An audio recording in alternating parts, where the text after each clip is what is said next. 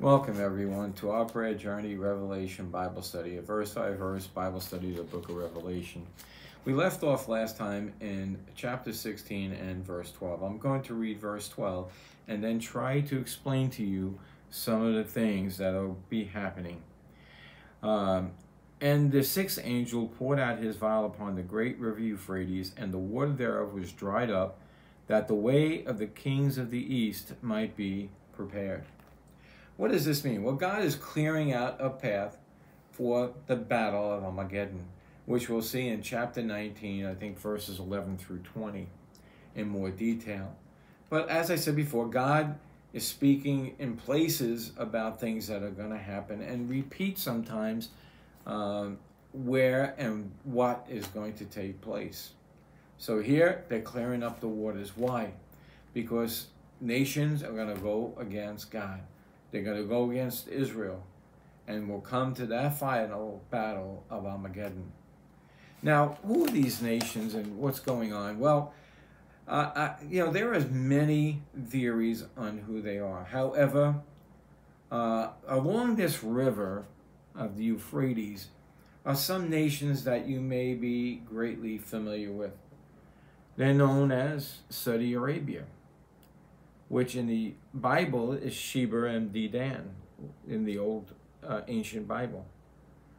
Iraq was Persia.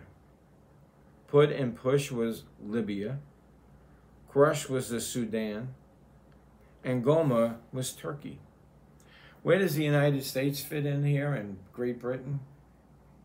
Some people think that the only mention of us are the young lions, young nations that came after these other nations developed. Europe and different things like that. The young lions, Britain, Europe, and the United States. So why am I bringing up all of these nations here? My pastor thinks, and I think after studying a little, I kind of agree with him. So this is a guesstimation. That what is going to happen is that, and we know this from the Bible, that nations are going to go up against the Antichrist. At some point, they're going to rebel. And the treaty is going to be broken between Israel and the Antichrist. And there's going to be a sacrifice, and when the person calls himself God, the nations of Islam are likely to rise up in protest. And all of these nations fall along the Euphrates River, and they will go after Israel and after the Antichrist. That is the theory. That is the guesstimation. So let me just go read something from you from BU Education. It's a website, BU EDU. All right, we're going to talk about the Antichrist with this thing that I'm going to be reading to you. So let's go. Why do I say Islam is going to go after Israel and against God and against the Antichrist? All right, the treaty was broken and is now a world target. The religious Babylon come against Israel and the Antichrist. Now, this is from BU Education. A common belief of ISIS is that the Mahdi will return. That is their Messiah. He will kill the Antichrist, then convert the masses to Islam. Once complete, all non-Muslim territories will be conquered and be made to be Muslim.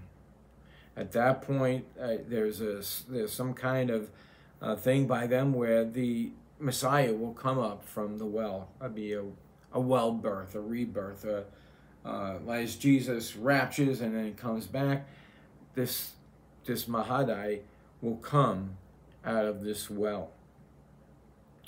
Well, let's read verse 13 of Revelation.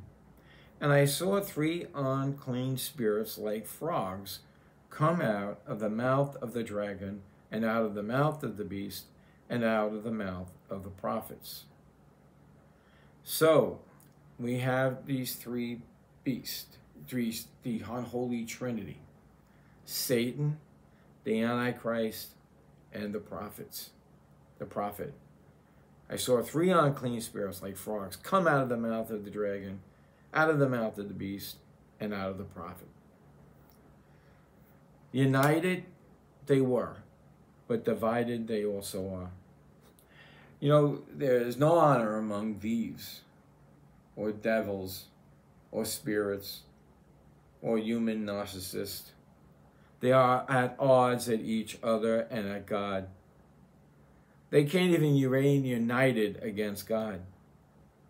Satan calls those to come and have absolute power, but he's jealous of the beast.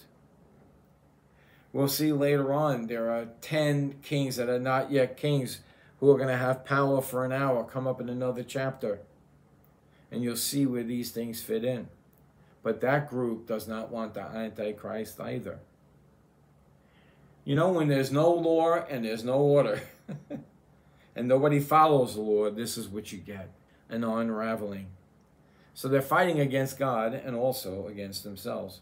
In verse 14, for they are the spirits of devil working miracles, which go forth unto the kings of the earth and the whole world to gather them to battle for the great day of the Lord. So they're going to try to unite everyone together during this confusional era where each one wants to reign. Satan wants to reign, the beast wants to reign, and the prophet wants to reign.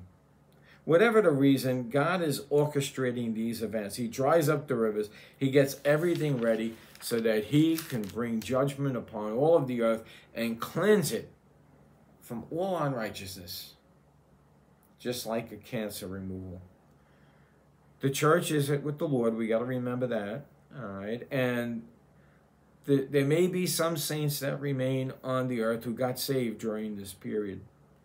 So now we'll read verse 16, 15. Behold, I come as a thief in the night, and he that watcheth keepeth his garments, lest he walk naked, and they shall see his shame. And they that gather together, verse 16, into a place called in the Hebrew tongue Armageddon. God's warning the people that remain, be ready, do not take this mark of the beast, and do the works that you need to be doing to be right with me. I come as a thief in the night. So the stage is set in verse 16, 17, and the seventh angel poured out his vial into the air, and there came a verse out of heaven, out of the temple of heaven, from the throne, saying, it is done. And there were voices in verse 18, and thunders, and lightning. There was a great earthquake, such as not since men were unto the earth. So mighty an earthquake, and so great. You know, in a dream or in this vision, I think it's the same thing. There's things when you're in a dream, your consciousness fills in the things that you perceive. You might, you know what's going on. You know there's the greatest earthquake that ever happened because you perceive it. You somehow know that that is the case. So the judgment of Babylon, the world economic system, the religious that stand in the way of God, and the system, the political system that elevates men are all going to be destroyed. They are going to be divided and torn apart once and for all. In verse 19, and the great city was divided into 3 parts, and the cities of the nations fell. And Babylon the Great was remembered in the sight of God. I believe this to be the economic system of our world, putting material things before God. And it says, the rest of the verse, to give her the wine of the fierceness of his wrath. God is going to come down and judge and beat down these people. The cities of the nations fell and are judged. In verse 20, and every island fled away, and the mountains were not found. What a climatic world event. God's voice, and everything spreads out, everything's shaken. The greatest earthquake of all time. God is ready to come back. It's going to be cleansed. Hebrew 12:26 says this, when his voice speaks. Whose voice? Then shook the earth. But now he promised, saying, yet once more I will shake not the earth, but also the heavens. Judgment has gone out. Everything is shaken. And so it is. In verse 16:21, and there fell upon men a great hail out of heaven, every stone about the weight of a talent, and men blasphemed God because of the plague and the hail, and the plagues there were exceedingly great. This size of a talent, the hailstones coming, were as big as 129, 130 pounds each. So in Revelation 16:19, the great city was divided into 3 parts. And in Revelation 14:8, we see that there followed another angel saying, Babylon is fallen. They've been made to drink of the wine of the wrath of the fornication. You see, we're going back to chapter 14:8.